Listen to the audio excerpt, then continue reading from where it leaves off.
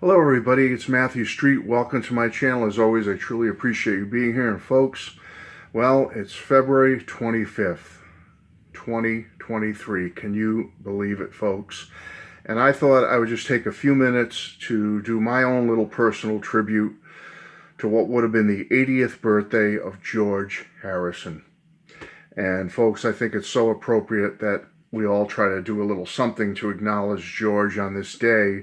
And so I thought rather than play, I will be playing his music obviously today, but rather than come on with a video and play some music or just show pictures of him, I thought I'd show a few of his albums and a couple of personal memories of what George meant to me and what that piece of music meant to me at the time. Now, I don't have every George album here. There's 10 studio albums. There's a couple of Wilburys albums. There's some live albums. There's best of albums. I just grabbed a few real quick that a memory or two jumped out into my mind, and so I thought I'd share that with you and put on display this beautiful replica, small-scale replica of his Gretsch Chet Atkins Country Gentleman guitar, the one he played on the Ed Sullivan Show, the one he played live a lot during 1964 and parts of 63.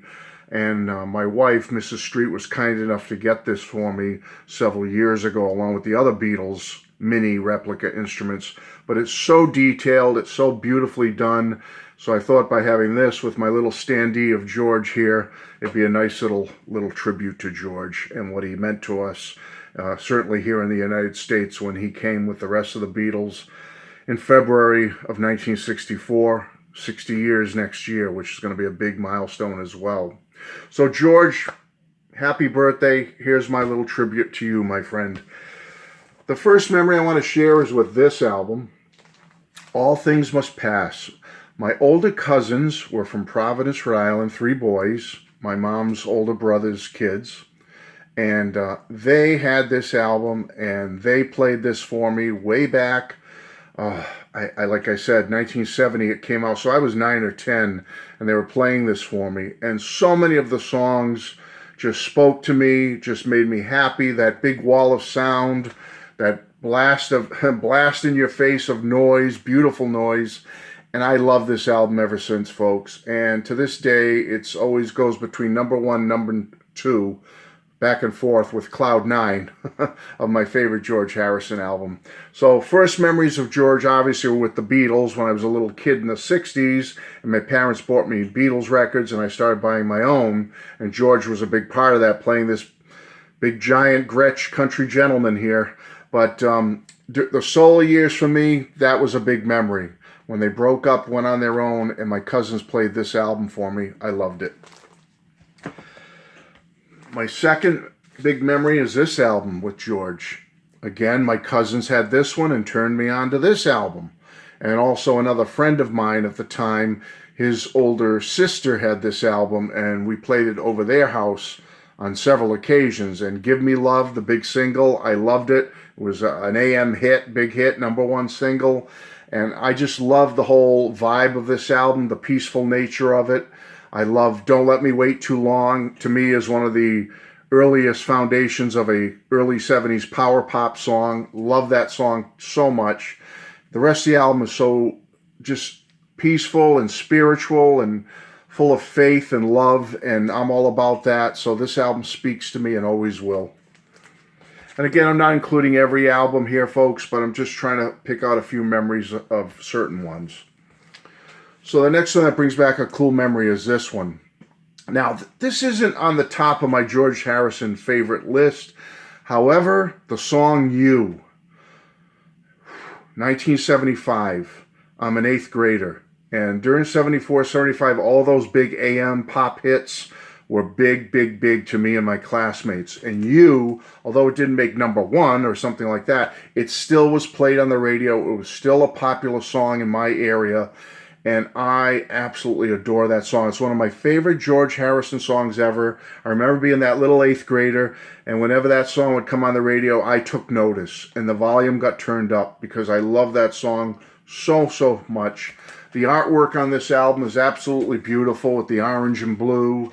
And with the die cut, this isn't a die cut, but it had the texture of like a basketball on it, and then the die cut. It's an absolutely beautifully designed album. Unfortunately, like I said, I do like the album. I will play it on occasion, and I don't dislike it, but You, for me, is the highlight of this album. The first song on the album is the peak, the high point, and it kind of goes down a little from there. But still, this album, the imagery of it, the song You takes me back to middle school, 8th grade with such passion, such love. So I thank George for that. Now, the year of rock and roll music, 1976, and this album comes out. This was the first George Harrison album that I bought on my own. I was 14 going on 15. I can't have the exact month when this came out, but in that age range. Freshman year of high school, this album comes out, and that's when I was really starting to buy my own stuff, my own music, Beatles, solo Beatles, and otherwise. This was my first George Harrison album with my own allowance money or paperboy money, or I used to do some caddying at a local golf course, and I bought this. And this album will always have a special place for me. Beautiful music on there. He really made a comeback on this album. Nothing against Extra Texture, nothing against Dark Horse, but those two albums were a little bit of a dip compared to All Things Must Pass and Living in the Material World, let's be honest. Although I still like those two albums. But when this one came out, his first one on Dark Horse, blew me away. Loved it. Freshman year, high school. What memories? Senior year of high school. Wow, this album comes out. And by then, I was a full-blown music fanatic. Beatles, solo Beatles, power pop, other music. Starting to get into the blues a little bit. I mean, and this album just was my senior year soundtrack, second half of senior year. This takes me right back to that, after January 1st, 78 into 79. This comes out, I think, in March, and it just was on my turntable all the time. I love the George Harrison album. Such a wonderful, wonderful album. My next memory is this one, believe it or not. Again, not one of my more favorite George albums, but after John passed away, I was over in England. I was assigned to the U.S. Air Force overseas for over 2 years. So I was in the U.K. at the time of this release. And when I heard that George, and with a little backing, a little help from his buddies, Paul and Ringo and Linda, were going to be helping on All Those Years Ago, me and my Beatle friends over there got very excited. And it didn't disappoint. I love that song. I love many of the songs on this album. A little bit of a dip down after this one for me, but I still love this album. It takes me back to being in the service in the UK, 1981, and I love the cover. I always love this cover. Great picture of George. So although it's not my top favorite Beatles George Harrison album, I still love it. It still takes me back to that time in my life that I'll never forget. Thank you, George. Then, of course, this one right here. Do I need to say more? 1987, Cloud 9, the big resurgence. After 5 years, oh my goodness, since Guantrapo. And Guantrapo has its high moments for me. I do like some things on that album. But this is the memory album for me. 1987. George is back, and he's back with a vengeance. Again, this and All Things Must Pass go back and forth, my 1 and 2. I adore this album, folks. Love it, love it, love it. I remember sitting on my bed in my parents' house and putting this on. And by the time it got to, I think it was the second song, That's What It Takes, I had tears coming down my eyes. And I'm not ashamed to say so, because I was so happy George was back. And not only was he back, but he's putting out some of the best music of his career on this album. And I just cried tears of joy. George is back. George is back. I kept saying it over and over again. And to this day, I love this album.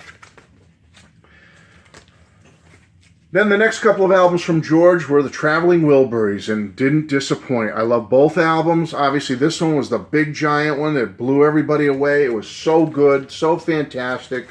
Folks, if you don't have this, grab it. Also grab Volume 3. That's what it's called, Volume 1, Volume 3, the two albums.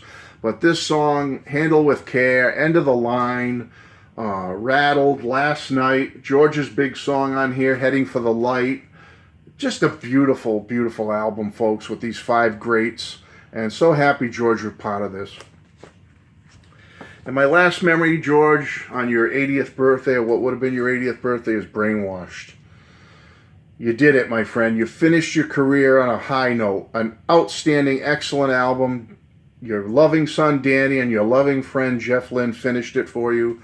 And folks, this is beautiful. Absolutely beautiful. What a fitting tribute Jeff and Donnie did for George at the end, and finished up this album for him. Brainwash is classic. I love it. It's a great George Harrison album. I give it an A. Love it. Thanks for those memories, George, after losing you in such a sad manner.